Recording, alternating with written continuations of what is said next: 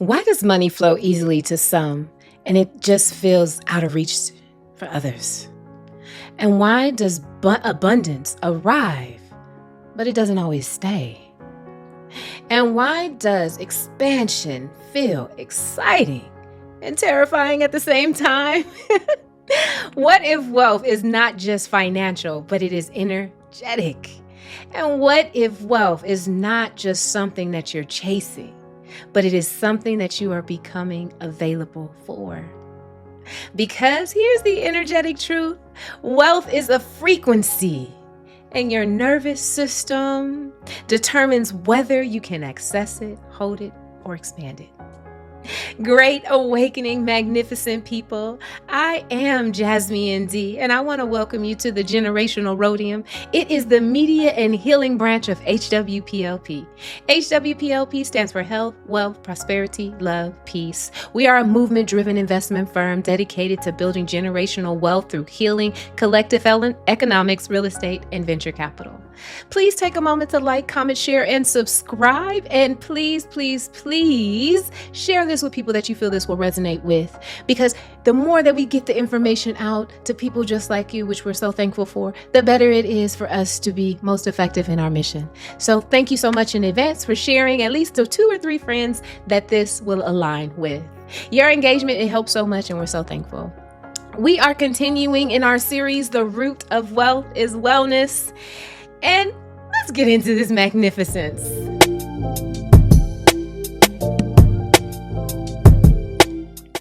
Scarcity is often misunderstood. We think it is about money, but often enough, it is about safety. When your nervous system is under chronic stress, it shifts into a survival mode. The American Psychology Association in 2022 study said that chronic stress reduces our ability to think clearly and make long-term decisions. In addition to that, there was a behavioral economics study that was done that demonstrated that humans act from fear of loss. In neuroscience, there is a polyvagal theory that teaches us that our nervous system is constantly acting. It is constantly in action. Am I safe? Am I not okay? Is somebody going to come get me? Am I going to keep this money? Will I be broke again? All these things are constantly happening, and we're constantly feeling a state of not being safe, and everything can change at a moment's notice. And so you begin to hold tightly to things, to spend quickly, to avoid risk, to overwork, to undercharge, to overgive. These are some of the symptoms that you use because you're looking to protect yourself.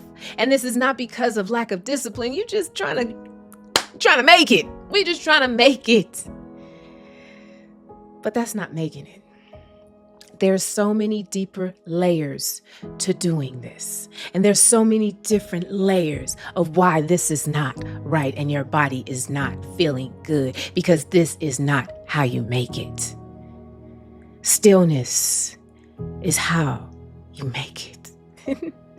Stillness, at first, it feels uncomfortable. Expansion feels dangerous. And abundance feels unfamiliar. So you recreate what feels familiar, and usually that is scarcity. Wealth is not something you chase, attract it. Wealth is matched.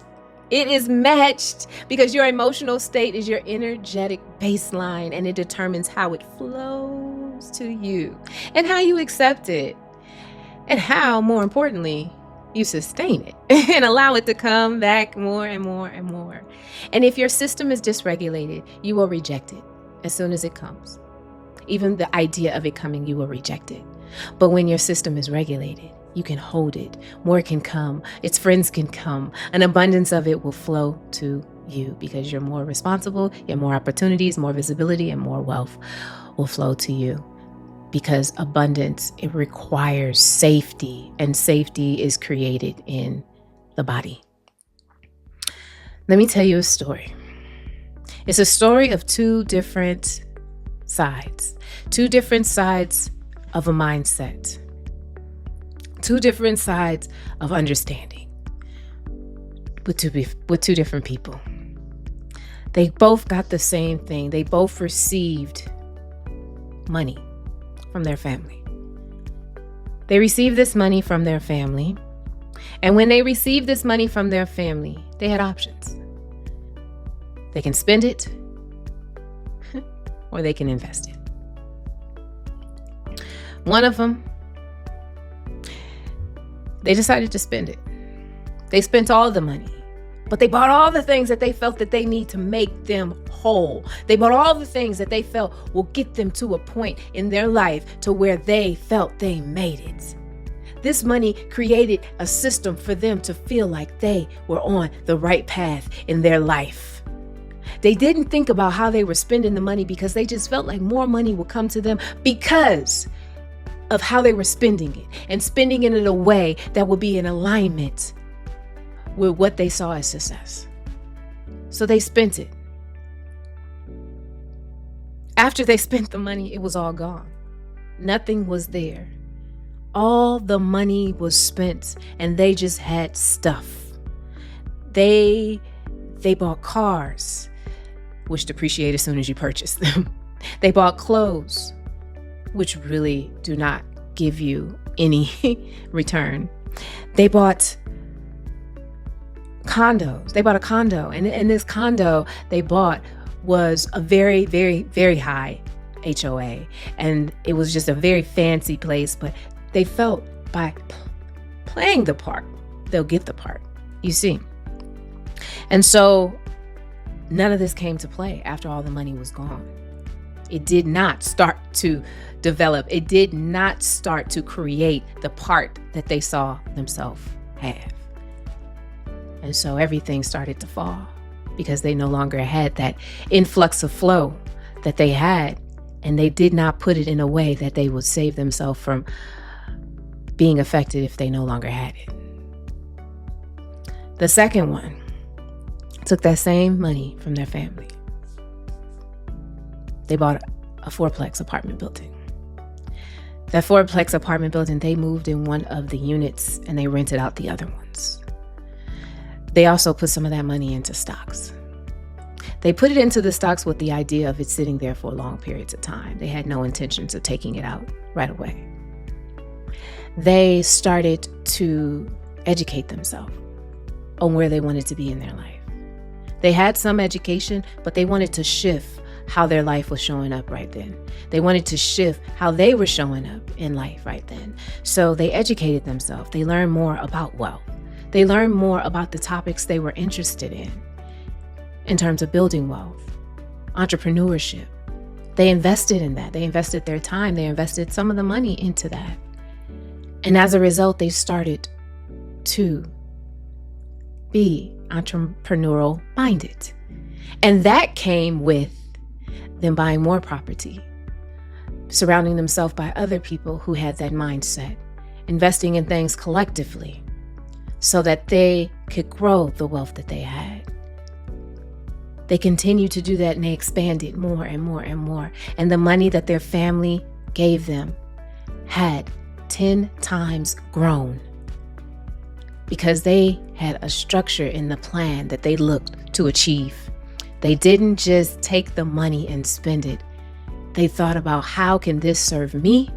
How can it serve my lineage? And how will it serve for generations to come? My family passed this to me. How do I pass it down even further? This was something that had to be intentional. This was something that had to be aligned and shifted in the mindset that they had, that they'd grown to have in their life. And the intention had to be behind it. Let's take a quick moment and let this sink in and center and just breathe. Inhale. Hold. Exhale. Hold. Inhale. Hold. And exhale. Hold. Thank you. And as this is setting in, please take a moment and comment down below. Has it been a time where you came across some extra funding, some extra money, and when you got that money, you thought it through? It's like, how could this money serve me? Not how can I spend it, how quickly I can. But if you did spend it, how quickly you can, share that below too. Let us know, because it's not about always being correct. It's about shifting the mindset and creating a better experience for yourself. So comment below and let us know. We look forward to reading it. I definitely do. So let's go ahead and move on. I want to deep dive into some important portions that I want to really hone in on in terms of how we can regulate ourselves, how we can really create the environment that we want, not to be in a state of fear, a state of scarcity, a state of a faulty foundation. First, let's look at the nervous system regulation from a mindset of capacity, of wealth capacity. So your nervous system, for example, is a container, and it determines how much you can hold without falling over, without breaking apart. When it falls over, that means that you are dysregulated. So you have to think about, how can you stay regulated? One thing to do is you can pause before you react. You can also choose long-term ideas over short-term ideas. You can sit in your stillness without panic. That's a major one, because nowadays people can't be in silence. Silence makes people uncomfortable. If we are in a state right now where silence makes people uncomfortable, it is a scary state to be in. You should be able to be by yourself. You came into this world by yourself. You stayed in that womb by yourself. You need to be able to sit in silence and stillness without panicking. And it's not something that has to happen right away, but it's definitely something that I employ you to invest in. Because that gets you to a place where you don't feel rushed, where you don't have to gasp for breath because you're overwhelmed. You don't feel you don't have to avoid things. You don't feel sabotaged. You feel in alignment. Because your system, it cannot hold your expansion if you don't give it what it needs in order to expand. If you don't create the extra space to allow it to expand. Give it the capacity to do so that you can build that wealth. Number 2 is the somatic healing that opens up the channels that you have. Somatic healing is really focused on frequencies. It's really focused on a flow of the mental. It is a frequency that is heard, but it's also felt. And it allows you, those frequencies allow your body to cleanse itself, to heal itself, to regulate itself. Because those frequencies go into those little crevices of your body that is holding on to something tight, and it helps you release that tension, that tightness, those patterns of contraction, those places where you were not whole, perfect, and complete. That somatic healing, it releases that and allows your body to return to that state of peace. And that somatic healing can be through breath work, that stillness that I talked about, that silence that I talked about, and just being in full alignment with who you are and your body awareness.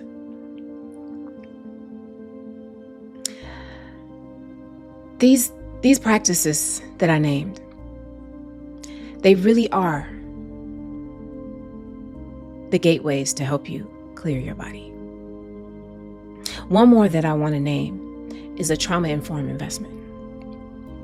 A lot of us make decisions from trauma and experience that we had growing up. Mindsets that were created when we were younger, or something that was passed down to us. And trauma distorts our perception because it gives us to where we're in a state of investing in urgency because you're in a mindset of lack, where you avoid things because you're in fear, because you're afraid of how somebody will see you. Or you are overcommitting to things because you don't feel worthy enough. Trauma-informed investments. That means you're asking, am I choosing from clarity or from fear? A lot of times we choose from fear, but we don't have to. Am I expanding or am I protecting? Does this feel grounded or reactive? Comment below and let me know. Are you responding in clarity or fear? Are you expanding? Are you protecting and guarding yourself? Or do you feel grounded or reactive, very emotional? Let me know down below. Be honest, because that's a part of the healing journey. And that's what we're on. We're on a journey to heal because you are not limited by opportunities. You are limited by what your body feels safe in holding. Let me give you some practices to help you incorporate this into your life. The first practice is regulation before decisions. Before you make a decision, take a pause, breathe, see how your body feels. Listen to your intuition. Allow your intuition to wake back up in your body because it's been there. It's been whispering. And let it get to that state of yelling because it misses you, and you miss it because it gives you that discernment and that knowledge that you need to be the best representation of you and to allow you to accomplish the things you sought out to do in this life. Number 2 is a receiving practice. Sit in stillness. Sit by yourself. Comment down below if you sit by yourself and you feel comfortable, or if that makes you very uncomfortable. Because when you sit by yourself, it allows you to listen to that voice inside, to reactivate that intuition that I just spoke about. It allows you to imagine, to do visualization, to imagine yourself receiving things. It allows you to grow. It allows you to be more effective. And allows you to see where you are the most effective. The third one is a body awareness check. And this is when you'll check your body and you'll see how you're feeling about certain things. How you feel. Does this make me feel uneasy? Does this make me feel regulated? Does this make me feel good? Is it expanding me? Because expansion that feels safe, it becomes sustainable. Wealth is not outside of you. It moves through you like a frequency, like a flow, energetically. And when your body feels safe, you stop chasing and you start attracting and receiving abundantly. Because you want to shift from scarcity to sufficiency, from survival to sovereignty. Let's close with the HWPLP affirmation. Heal your mind, body, and soul. Build the wealth that is your birthright. Live in full prosperity, love unconditionally, and be in a state of peace. And so it is, and so I am, and so it be. I want to thank you so much for joining me for this Generational Rhodium. Please comment down below if this resonated with your soul, if it resonated with your heart, if it resonated with who you are, if there's some work that you need to do, let us know. And also share with some friends if this is going to help them get to a better place. Because we are on a mission to reach as many people as possible, because a healed soul is a powerful soul. So I look forward to seeing you next time. Until next time, peace, love, and light. Thank you. Magnificent people, if this message resonated with you, don't just watch, engage, like, comment, subscribe, and join the community where we're building healing and wealth together. Peace and love.